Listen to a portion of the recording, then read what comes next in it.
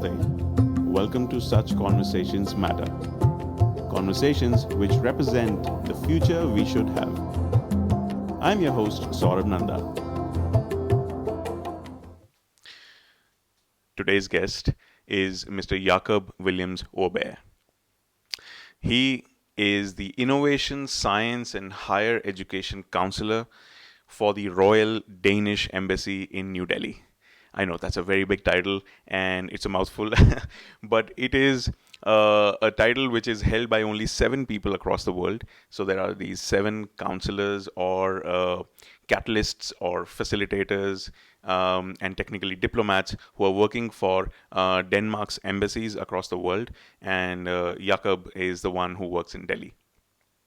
Now, their job is to facilitate collaboration between universities, organizations, companies, and governments of states, etc., between Denmark and India, so that that collaboration can lead to more innovation in science, in higher education, in exchange programs, in sustainability-related research, and better relationships overall. Jakob and I met in 2016 when I was recommended by one of the professors that I was working in Denmark. And she told me, you know what, you have to listen to Jakob's PhD defense, which is happening next week. Because you're an Indian engineer, you will, really, really appreciate that. Jakob was pursuing his PhD. His thesis was on Indian engineering, the Indian engineering ecosystem, the shadow education ecosystem, the coaching industry behind it, and how it impacts this country, how it is managed at a policy level, and how it impacts the students, and so on and so forth. It was a fascinating conversation. We're going to discuss a little bit about that. But today, the conversation that I want to have with Jakob, since he's been working in this collaboration for the between India and Denmark for the last 3+ years now, is about the ecosystems which exist today for science, innovation, especially relating to sustainability and how we can, improve the planet, create better innovations which work for everyone and not just a few people or a few organizations. How can we make sure that the nature is not exploited more for our benefit as it is being done right now? It's going to be a fascinating conversation. We're going to talk a lot about Indian engineering as well. So let me not waste any more time and welcome Jakob over. Hi, Jakob. How are you? Good morning. I'm good. How are you? It's very good to see you again. I'm I'm very good. Thank you so much. And let me just tell everyone else who's listening to this, your name is Jakob and not Jacob. But I just said that because it's easier to pronounce it as far as the phonetics is concerned, and that's how most Indians use English. Oh, I introduced myself as Jacob here as well, so that's good. Yeah. It's- You must have gotten used to it now since you've spent so many years in India working now. yeah. Well, uh, my name is a biblical name, so I mean it's in all the languages, and I don't have to be pronounced Jacob. I'm fine with Jacob. My family-in-law says Jacob. Okay, So then that's sorted. Well, Jakob, so before we begin the interview, I just want to know how your last couple of years have been. We tried having this conversation a year ago, just before the second wave hit India pretty badly. Um, but I'm so glad that we are having it right now, so that I can have a deeper perspective from you as to since 2020 lockdown, moving to India and between Denmark and so on, and for your family, how has it been? so it's been hectic and sometimes hard, but we as a family we've been very lucky coming through the pandemic. So I feel very blessed of not having been uh, sick myself and not having experienced any deaths in my nearest family due to COVID. But COVID, of course, have colored and defined my professional life to a very high degree, and a lot of what I've been up to in the last couple of years have been uh, because of COVID, you could say. We have also been traveling between Denmark and India quite a lot. We've been moved by my work out of India during the second wave, a little bit into it. And then we came back in August again and continued the work over here. So it's been good. I'm very happy that I have a chance to be in Delhi when Delhi is normal, or when Delhi is its true self, which I find that it's really becoming again since April. We have concerts and people are going out and meeting, and parks are full and so forth. It's very nice to see Delhi come back to life. Yes, it is. I'm so glad that we are inching towards normalcy, uh, whatever that looks like. um, all right. So, Jakob, I mean, one of the beautiful developments that happened, and I was so happy that you actually moved officially to the Danish Embassy, working towards a very particularly unique job, which I believe you told me once was that only 7 other people across the world, or 6 other people across the world, have this kind of a position in the Danish Embassy and the Danish world. Please tell us a little bit about that, and also can you just summarize your professional journey, because only you can do it best? Okay, so I work out of the Danish Embassy in New Delhi as what is called an innovation counsellor, and it's not unique to Denmark. Lots of other countries have people working that position, but we only have 7 of us globally, and we are seconded to the Ministry of Foreign Affairs from the Ministry of Science in Denmark, and our job is to be the intermediate for researchers and for knowledge-intensive companies and for Danish authorities when it comes to working with India or the other host countries in the R&D area. But we're a little bit different from many other colleagues in the other countries, in that we have an organization that is meant to do science commercialization in collaboration with our host countries, or with India in this case. So I work with another posted colleague who's called an innovation head, and we have in our organization 3 commercial advisors that have to make their own salary through consulting.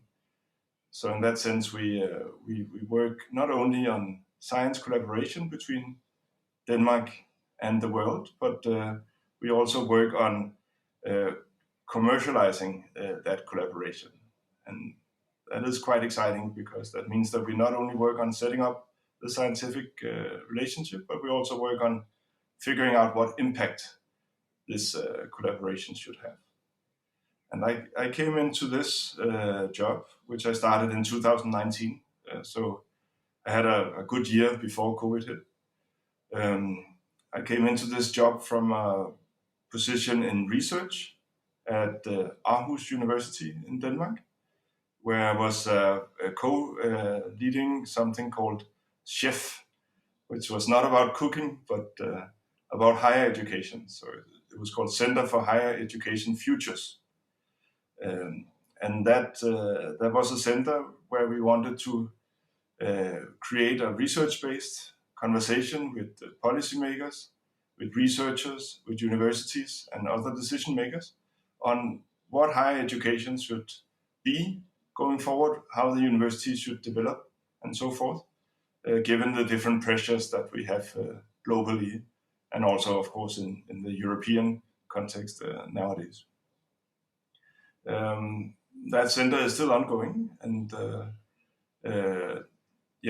I think they're still doing very inspiring work, but I'm not there to be part of it. Before that, I wrote a PhD, and I wrote it about an Indian topic. I did anthropological fieldwork at IIT Delhi, so one of the old IITs, Indian Institutes of Technology. Um, and what I looked at was the role of the young engineer in India's positioning in the world, and how that was experienced from the inside, from the engineer herself or himself, or from the budding engineer, him or herself. And I found it absolutely fascinating, the way that uh, these young folks felt. Um, they felt that they were either they felt that it was that they were seen as somewhat destiny makers for India, or they themselves even felt that they were destiny makers for India. But definitely they were destination makers for their families, and they also, to a high degree, felt that had been given a great opportunity to shape their own life in a very spectacular way.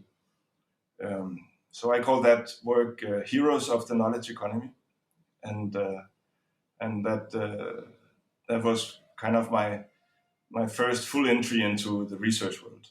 Before that, I was a policy maker or policy associate, a bureaucrat, you could say, in the Ministry of Science in Denmark. Participated in lawmaking to do with reforming Danish universities, but also in lots of policy exchanges in the European space, looking at again what should the universities be, what should higher education and research do in the current society.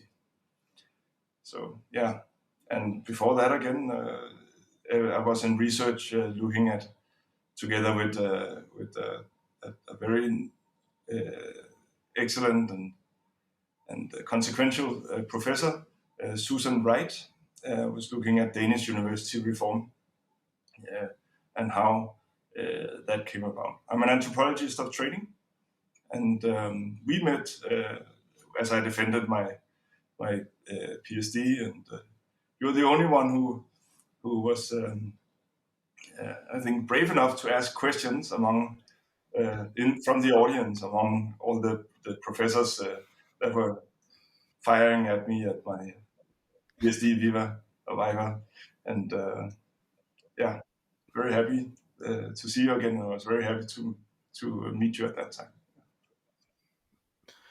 Likewise, the pleasure was all mine. I mean, in fact, I was so surprised that something like this was happening, and somebody was actually researching about IITs, the Indian engineering ecosystem, before engineering and after engineering, and so on. And I just had to be there. I mean, I had to be there, and I remember. One of the professors who were there and this is in 2016, I think November, if I'm not mistaken. Um, One of the professors actually flew in from Australia, professor of Indian origin, and he was one of the people who you had to defend against. And he asked some pretty interesting questions again. I mean, being an Indian, and I remember he talking about that I am from Kanpur.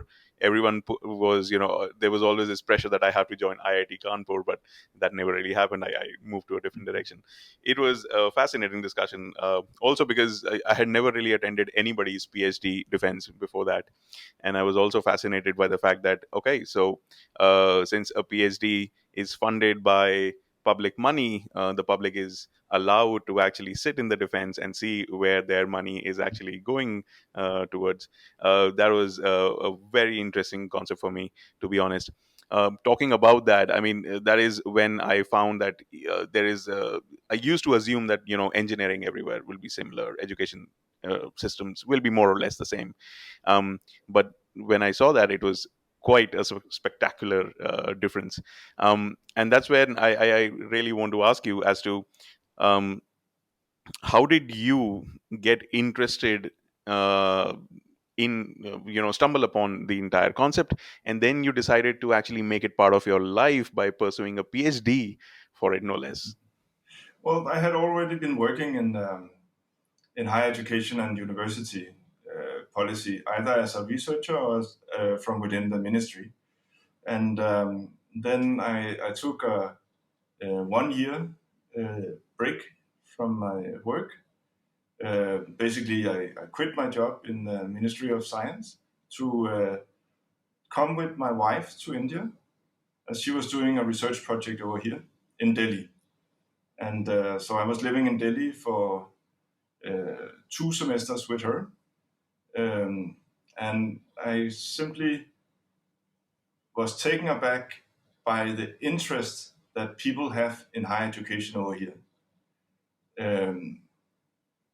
When we were getting takeout food, the plates that were given to us with the food would have coaching companies advertising on the bottom of them. All the major newspapers, they run higher education or education sections at least once a week, and they publish in the season, they publish guides to the different universities, and there's just this very, very strong attention to where are our children going, what education will they get, where can they get in, how do we prepare them the best. And also I noticed a lot of money going that way, privately in the families, at least at that time. And I must say that government is also spending more and more. But so that's one thing that really led me into trying to figure out what is this whole thing about. So I had been working with universities in a whole different way, just you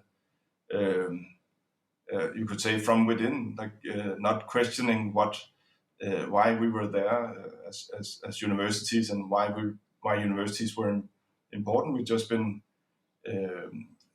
looking at how they were being reformed and so forth. But being in India, I had to kind of rethink the role that these institutions have in the lives of families and the lives of a nation. So yeah, I thought, why not try and return and become a researcher myself and find out what this is all about. And there one person who's so central to how, at least at that time, but I think it is still true, even though it's diversified, but one person who is so central to how higher education is thought of in Indian family is the IIT student. So my friends over here always mention how once one of their cousins have joined an IIT, then everyone else in the family measures all the rest of the cousins against that person. Right? So most youngish people that I talk to have at one point either considered trying for IIT, or they have tried and haven't gotten in. So there's a story of not making it to IIT that is also very interesting, but that is so shared. And I think in a Danish, from a Danish background, seeing that from Danish background, we don't have a corresponding defining degree that everyone is kind of looking at. So that was very interesting to me, and that's why I took it up. Then it's always, on the other hand, from the policy angle, it's fascinated me how India, given its size and given its federal structure, all the states and union territories, how can a small Ministry of Education and a small Ministry of Science and Technology sit in Delhi and still try, and sometimes successfully also, steer the development of higher education and the development of science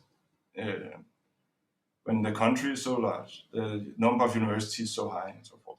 in Denmark, I would say that we almost know what color pen they choose at the department level in all the universities. We only have 8. We have full control. We don't have full control, but we know a lot, right? And we feel that we are very much in touch.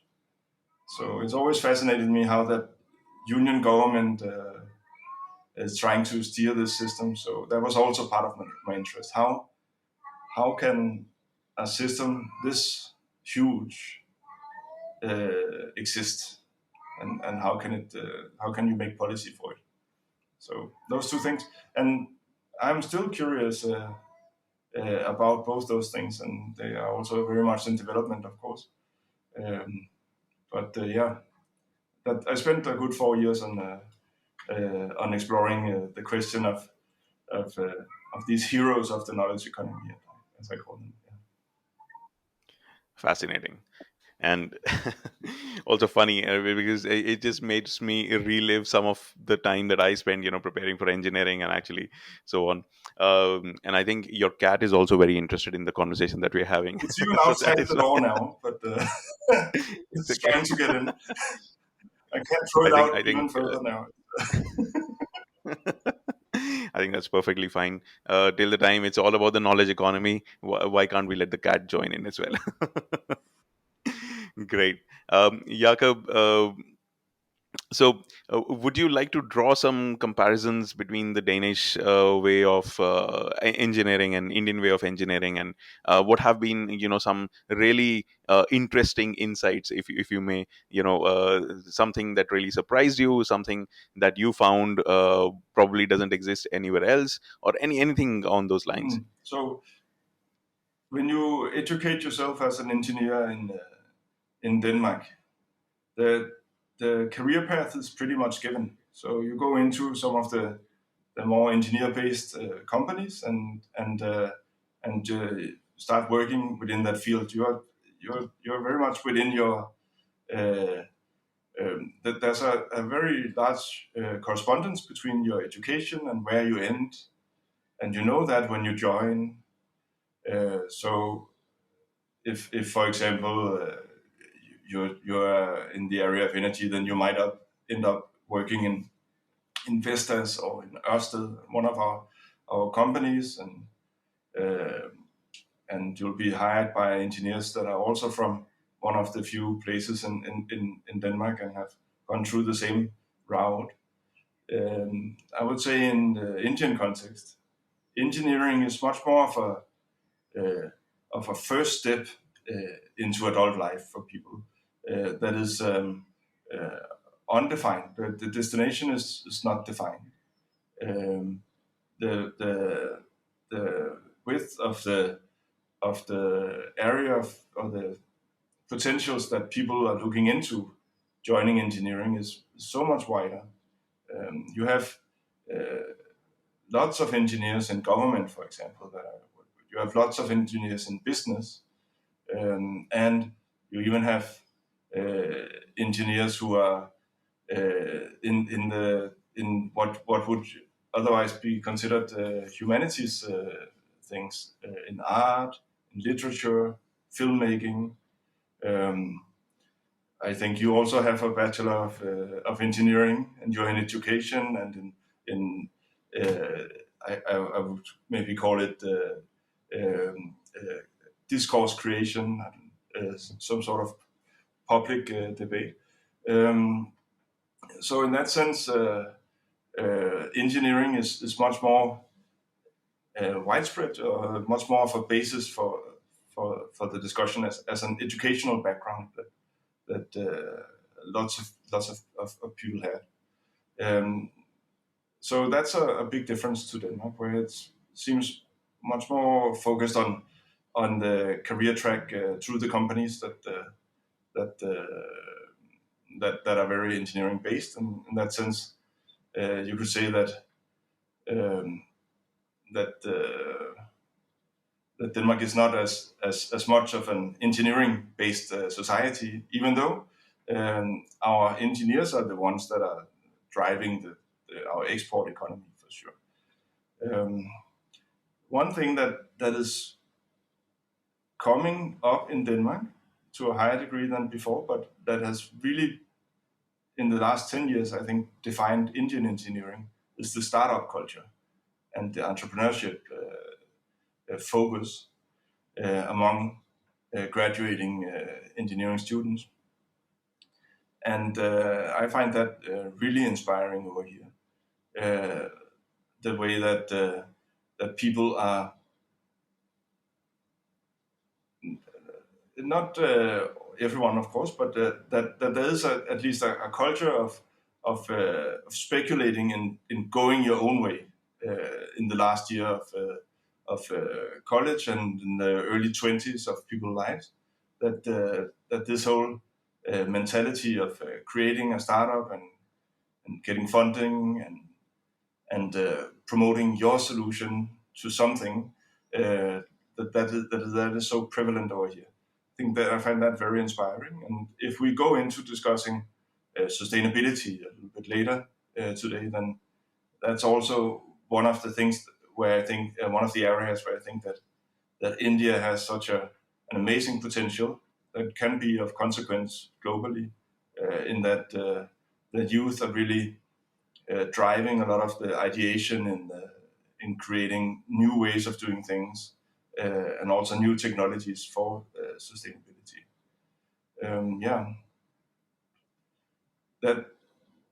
that I think so. The broad mindset in where can we go with an engineering degree, and then the role of entrepreneurship in the middle of that, I think is a strong point for India, and it's also very particular to India.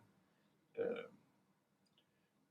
then your engineering degrees are also, at least from IITs, very broad in the sense that you connect with a range of streams in engineering through especially the first 2 years, and you also connect with humanities, with economy, with social science, and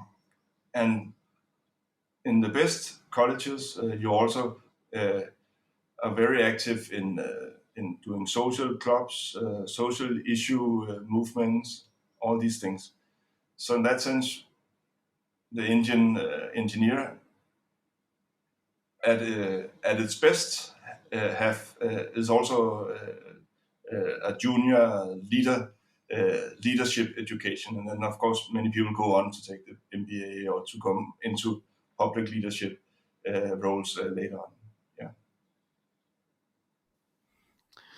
Again, it just felt like, going back on the nostalgic road for me. But yeah, these are some amazing insights. Yes, I did complete my bachelor's in computer science engineering, not from an IIT but an NIT, because, well, I had no idea what about what happens in engineering in India. And yeah, I after working for 2.5 years, I realized that this is a problem that a lot of Indian engineers face. And that's why we have these funny cliches going around, stereotypes, that in India first you do engineering and then decide what to do with your life. So uh, absolutely, you're right about that. I think overall, I think that the trend towards engineering has been consistent. But I'm really glad that a lot of Indian students and families today are thinking of other options as well. And that's why I do this. I talk about these things with people like you, so that they have greater clarity, which I never really had. But yeah, that's quite fascinating. I do hope that these things continue to do change, because as far as sustainability is concerned, even there you will find a lot of engineers getting involved. I mean, plastic pollution and water conservation are two areas which I feel very deeply about. And there are these couple of people. One is called the Lake Man of India in Anand Maligwal from Bangalore. again an IT guy, completely dedicated and devoted to this. Then Ramveer Tanwar from a young, fresh engineer pass out, and he decided to just get into it, and he's called the Pond Man of India today, and so on. So I am very proud of our engineering peer group in India, that they're trying to solve problems of every kind, not only generating personal wealth for themselves, or getting to higher levels in whatever they're pursuing, but also trying to solve the society's problems. So in many ways, I think we can call India the land of engineers, wherein they're not just working on engineering but everything. You can say that, but it also has a flip side as well. I think so.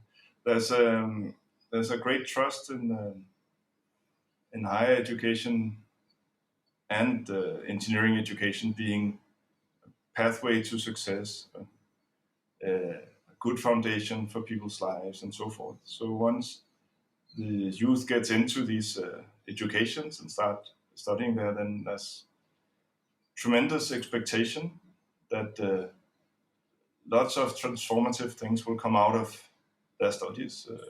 They will have a secured, solid life for themselves. They will change the fortune of their families, and then to a certain extent also the fortune of society. And I think that can also be a very heavy burden to carry. And I like to use the metaphor of you're at the entrance to, for example, IIT Delhi. You're given your future as a handful of sand, and then hold on to this. This is and then you have to keep it. And as you know, sand always slips, and a lot of people are struggling with the expectations put on them once they have successfully joined a reputed school. The same thing can go for people who are joining in commerce or in famous colleges or higher education in general. If they might be the first in their family joining higher education, then people will think that this will be transformative, and that all falls on that young person, and young person who have not even really looked around and decided what to do with themselves and what values to hold high in their life. So I think that flip side is also there, that we put a lot of hope into these people, and it's still up to them to figure out what to do with it. But since the expectations are so high, they can almost not do anything than failing, at least failing the expectations that they feel that are put on them. So and I think some of your work is also helping young people through uh, understanding this aspect of their life, that they have to kind of find their own path, and which I think is very necessary. That's for sure. Yeah. Um, yeah. Absolutely, absolutely. I mean, I did engineering and then I pursued psychology because I was entering this field of the education domain and so on. I can't even tell you how many engineering students, freshly passed out engineers, they approach us, and they are all wanting to learn about psychology, because probably deep down inside they want to figure out who they are supposed to Mm. be.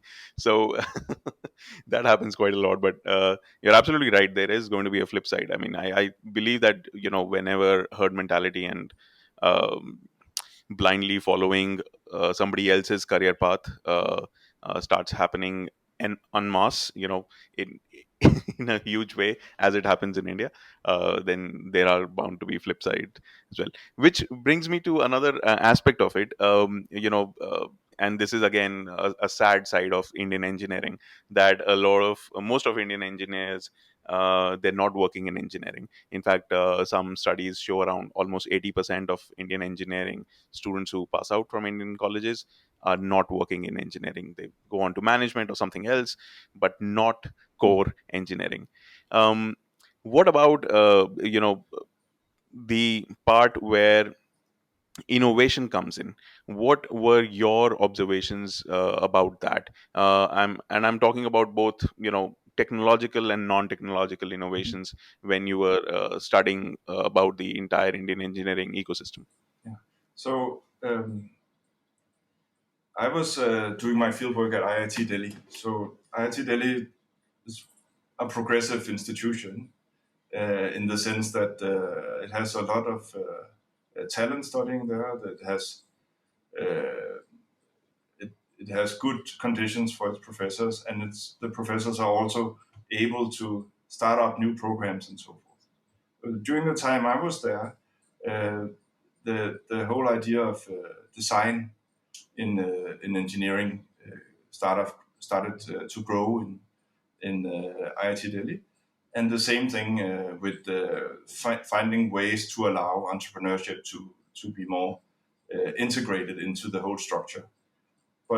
And this was in 2013 to 15, so it's still as an official goal of the institutions, entrepreneurship is still young. So how can we allow the students to work on entrepreneurship during their education? That I think is still being figured out, but at least now, more and more we see that people are allowed within the degree structure to do things that have to do with solving problems and that have to do with trying to create viable company ideas and so forth. But before that, I would say that the way that we have done our education structures, both in Denmark and India, have not supported entrepreneurship during the studies, but people have been doing it anyways. It has been pushed until after their studies, in a sense. But we are seeing that changes in the degree structure and in what is offered to the students now, that really supports a change to that. One of the things that we've been doing from the Danish Embassy side that I've found was very exciting is that we have created some innovation challenges together with the Indian government in water, for example, where we are asking students to work on specific problems together with their professors and come up with solutions and company plans for those problems.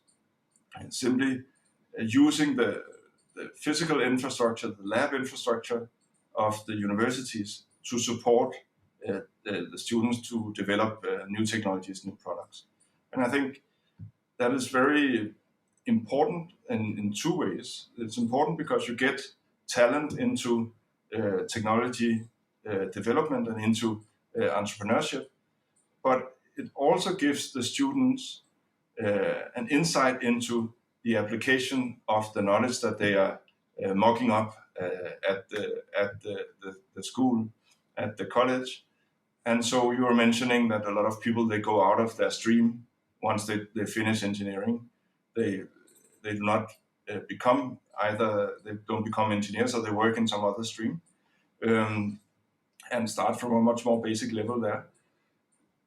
I think what entrepreneurship and innovation can do in the student phase and for the young engineer is that it can show a direct link between learning and application, and that is also where you can see a direct link between what you're trying to achieve at the university and then how you can influence the society that you become a part of. Right?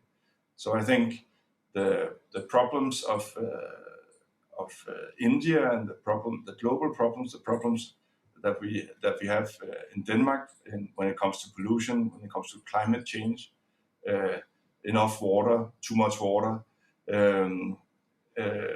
these issues, they are very much on everybody's minds, but especially the people who are coming out and are to choose their paths in life. I think these problems are very meaningful to them, and for that reason, to be able to connect to these problems and propose solutions for them as you're studying, I think gives makes studying much more meaningful, and also direct people into staying within uh, engineering and staying within the degrees that they have studied, so that the knowledge that they have acquired can really come to fruition. So, and how it is successfully done? Well, in IT Delhi, for example, you can stay on and develop your idea for another year. Then you can sit for the placement the following year. So they're doing things to make it more flexible. What I have been involved in is trying to create opportunities for people to come forward with their ideas and then meet experts, and if successful, meet funders later on that can take their idea forward. Um, that is also, I think, a very important thing, that you have to show that there's a realistic opportunity for bringing your own ideas to fruition. Then people will follow it. If it's just if it looks like a very narrow and troublesome road to go down, then people will not go down it. But if it looks like it's a mentored and not easy, but at least um, existing path, then the young people will go down it instead of searching for a regular job, or shifting out of their stream, out of the engineering stream, for example. So yeah, um, uh, we Absolutely. I don't do think it perfectly in Denmark. We don't do it perfectly in India, but there's a vast system nowadays trying to invest in that spirit in the engineering student and in the students in general. That maybe their ideas can be what they actually follow for the rest of their lives, not some. no, so true, so true, Jakob. In fact, I mean, not only in India and Denmark, I've been a big promoter of tech for good, using technology for creating impact. And since 2019, I've been able to mentor university students, engineering students out of Japan. Just a few days ago, I finished a cohort of mentoring some engineering students and young professionals from Colombia, the country, under this very beautiful program created by Purpose in Motion, which is funded primarily by Huawei's CSR initiative. And then you and I both know how much the government of India, under Atal Innovation Mission, is trying to encourage startups, and the under the banner of Startup India, or individual states having their own startup UP, startup Punjab, and so on. um, so there is, I think, a general understanding across the world, whether it is governments or institutions, universities, companies, that entrepreneurship and innovation is the way to go ahead. The only challenge over here is the ecosystem doesn't exist. And I would like to quote a few people who have been on the show before as well. Priyank, in season 1, he's an education researcher from my college, NIT Jalandhar. He also found that this is something which is not happening. So he said that mostly people see education as an economic outcome. That the purpose of education is to get you, economic, wealth or monetary factors, and so on and so forth. That is why, even if you're an engineering student, but there is a job which is giving you more money, and you can do that job, whether it is related to engineering or not, you will probably go there, because your purpose of getting into an IIT was to get that economic result. Um, then recently, a professor in Harvard, of Indian origin, he wrote a book about entrepreneurship. And when he talks about the developing world, including India, Nigeria, etc., that entrepreneurship in these countries is not only about solving a particular problem with the help of your idea or your startup, But at the same time, entrepreneurs in a country like India have to create the ecosystem where their company can survive, because the ecosystem generally doesn't exist as it might exist in the US or Western Europe, in Denmark, Germany, etc. So there are these gaps which are there, but the world is kind of recognizing that, and that is where people like you also step in. So would you like to tell us a little bit about your current job and how you facilitate creating such ecosystem, such programs for innovation? Yeah, so we work with Indian partners to do exactly that, you could say. Not only for entrepreneurs, but also for researchers, because I think that connect to impact, which the connect between knowledge and idea, technology development, and then the impact on the ground. I think that is a connect that is hard to make in both for an entrepreneur, but also for a researcher. As your former interviewee said, the ecosystem does not exist; it has to be created as we develop the technology, you could say.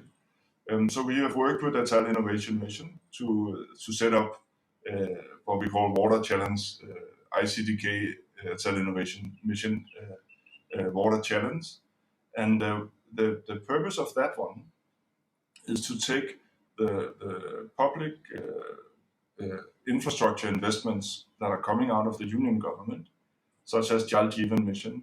There's a mission called Amrut number 2, which is the first is water security in the countryside, the second is water security in the city, and other missions within the Indian government to take the problems addressed there and make them into innovation challenges that we then pose to the young engineers and scientists and say, okay, so what are the solutions that you want to bring forward here?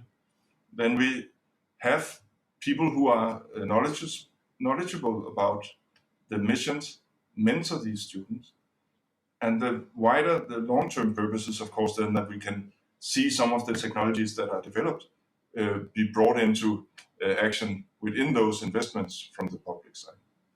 So that is an example of how to take momentum from some people's lives, so the students' lives, and put it into an interest that some other stakeholders have.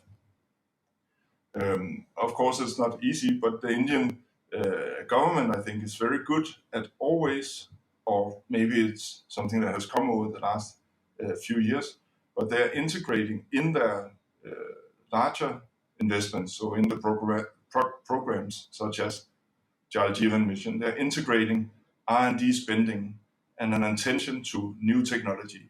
It's part of what the mission has to achieve. So in that sense, the context is there. We just need to create the link and make the two things work together. And I think sometimes you need someone from the outside to be there in order to create the meeting ground. So the Jal Jeevan mission people, they think, so what are we going to do with the Danes? And the Untitled Innovation Mission people think, so what can we do with the Danes? And then with Danes are very few, so it's the same Dane that sits and talk to both of them. So in that sense, they both start talking together in our project. It's not that they don't talk together otherwise, but it is an example where by being a foreigner who would like to collaborate with India, we actually managed to make two ends of the Indian system meet in our collaboration. So in this case, young water entrepreneurs and public sector planners in the water area. Another place where we partner with someone who is trying to create a new ecosystem that can take the new technology and bring it to impact is a project that is called Echo Network. And Echo Network is is a very large network of NGO or independent sector people, researchers, companies, and government policymakers in the area of sustainability with a focus on 3 topics. One is regenerative agriculture, second is One Health, and the last one is called ecosystem valuation, which is basically about what are the consequences of human activity for nature, and how can we incorporate that when we kind of make our plans and our assessments of things. So with them, we are trying to develop a network of interested stakeholders that are interested in specific sustainability problems. So that if you come as a researcher and you do research on those problems, that could be on for example, how we can grow crops that when we grow them, we bring things back to nature. We don't have to destroy nature to get anything out of the field. So if people want to do research in that area, then this network is supposed to then be able to help them do the research, but also help them take that research to impact in companies or in communities that the researchers can work in. So we are from the embassy side, we're supporting that Danish actors take part in this network and that we bring this network forward. Because it's very true, isolated technology development, whether it's by entrepreneurs or researchers, that's not what we need right now. What we need is to connect the technology development directly into impact, and to develop the technology through bringing it to impact. So we need people to work on real problems on the ground and develop that technology, because we have to speed up if we don't want to live through the consequences of the human development over the last 50 to 100 years. Yeah. That is true. That is so true. And I think I personally believe, and Denmark is such a big supporter of the SDGs as well. I personally believe the SDG framework has, really helped people come together to have a conversation around these topics. You're absolutely right. There is a context which is needed. I think the SDGs and mutual, collaboration between countries to be more sustainable as a planet is definitely providing the context, but then there are people like you who actually make those conversations happen on the ground, which is equally important. So there's a large event that is going to take place later this year, in probably December 2022, in Mysore in Karnataka, and that is what is called Unleash. And Unleash is a congregation of youth that want to work on the SDGs. And it's exactly one of those examples of contexts that are being created to take up ideas and technologies developed among young people.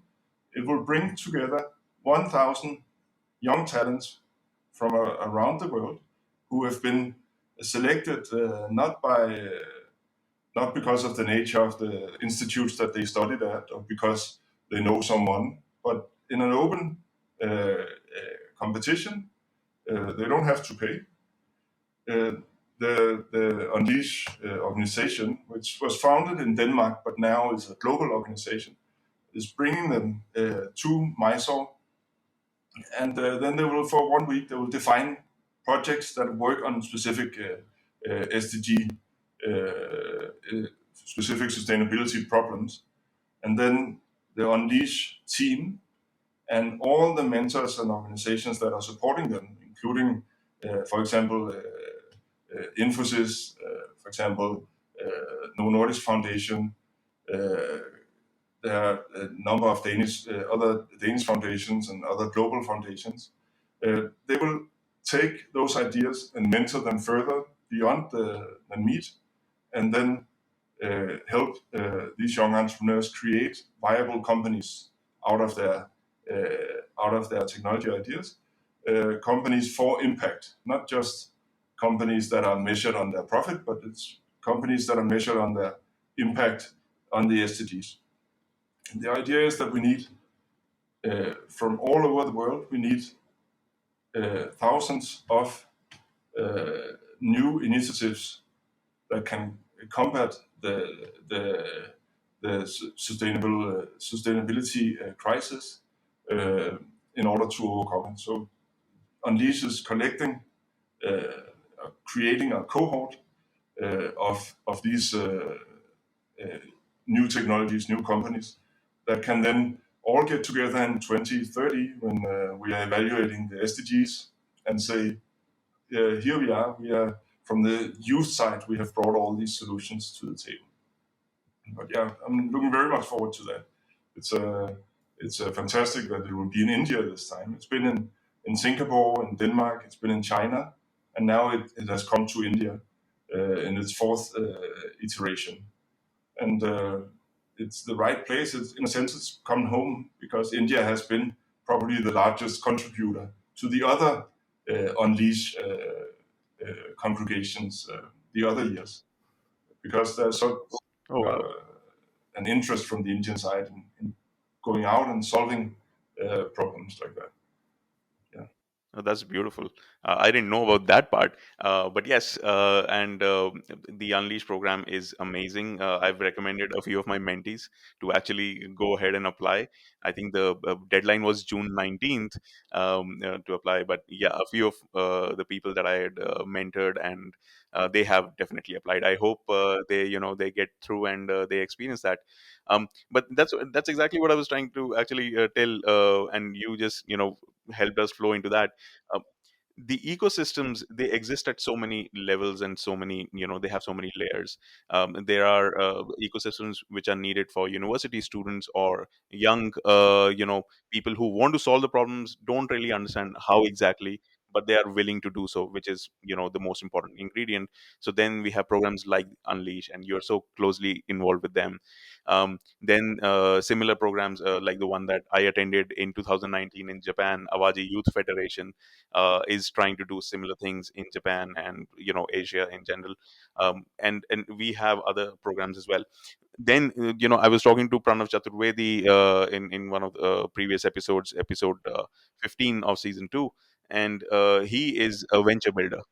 It's a very unique concept wherein they engage directly with early stage startups only, and they help them navigate the entire way of entrepreneurship.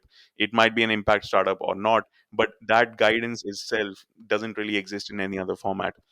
My question to you, Jakob, is, and I know we're running out of time, but yeah, just last few questions, is what else can we do to improve this ecosystem? I mean, I know I am doing my bit as a career consultant, telling people that this is probably something you should do, but what else can we do to improve this ecosystem and make it more impactful?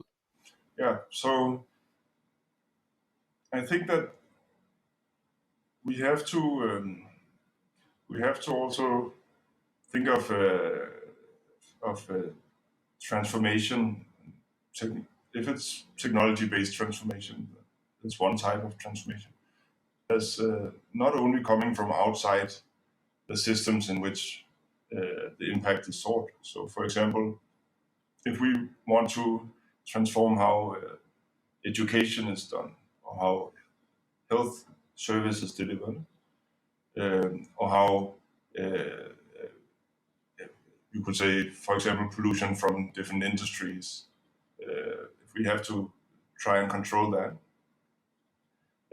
the activists that are supposed to do that can not only be the young technologists standing outside with a good idea, trying to promote that, or the researcher doing a critical piece of research and then suggesting the changes that are needed, or even the politician or the bureaucrat saying, how can I improve regulation, or how can we invest differently in order to change that? All those things are very needed.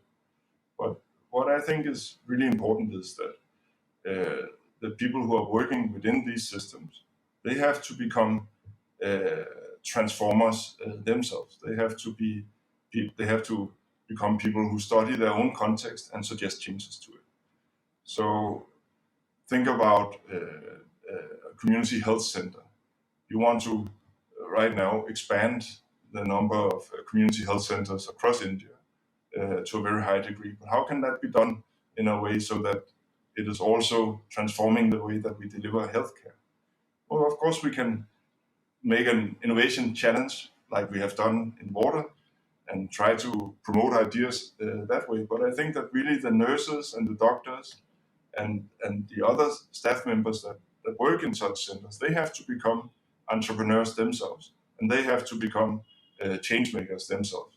So what I really would like to see, and one of the things that I will try to work on going forward myself, is how can we empower practitioners to become reflexive about their practice, reflexive about their organizations and the context that they are part in, and then how can we empower them to become partners in technology development and partners in research that are trying to work on or change the context that they work in.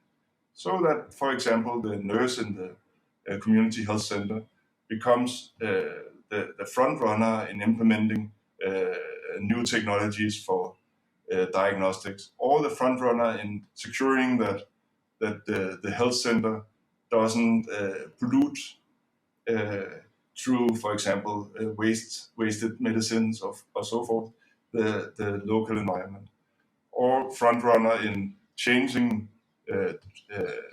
treatment protocols to make more sense, both with the local population, but also in relations to new scientific discoveries. I really think that we should put innovation in the front line and with the practitioners themselves, and that when we do research-based innovation programs where we empower researchers, or student-based innovation programs where we empower the young students to develop solutions for the SDGs, they have to partner with the practitioner, because we need to kind of bridge that gap to impact, and we have to make use of the knowledge that's on the ground in the places where we expect technology to be implemented. I think that's probably one of the key focuses for my work, and one of the things that I think that we have not achieved so far is how we can empower the practitioner to change the context that they work in. So insightful. That is amazing. Jakob, Jakob, just just last two questions. Any like, if you were to give career advice to any young person listening to this and who wants to follow in the footsteps that you have, and probably have this very unique job or similar, what would your advice be? Okay, that is a very hard question, but I think that to both be happy and employed in the long term, I think it's very important to attach oneself to processes of transformation in society. So processes that are larger than just being successful yourself. You have to attach yourself to a change in society that you want to help bring in. Then you have a community to work within.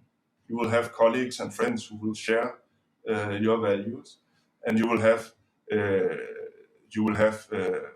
lots to do, because the change keep on happening. When you're not only looking at your own achievements or your own performance as the criteria for success for your work, but instead look at the wider outcome. I think that's where a happy career is created, and then it would be beautiful if if those transformations that you're looking at are not only market transformations that show where more money can be created, but also transformations that are better for society, are better for people, or better for the environment. Um, so that is the advice that I would give. What is the development in the society that you find exciting and where you would like to contribute? And try to go in that direction. And that can be explored from all the different angles of education. Whether you come in education, if your background is in language, in law, engineering, commerce, they all relate. All these things we study them at universities because society is continuously developing, and we need the knowledge and the knowledgeable people to participate in that development and to steer that development. So find out the transformation that you're interested in, and then find out how you can contribute to make it the transformation positive. Beautiful, beautiful. Last question, Jakob. Any one sentence, one line which you believe can make the world a better place? Well, you have to become an activist in your own life.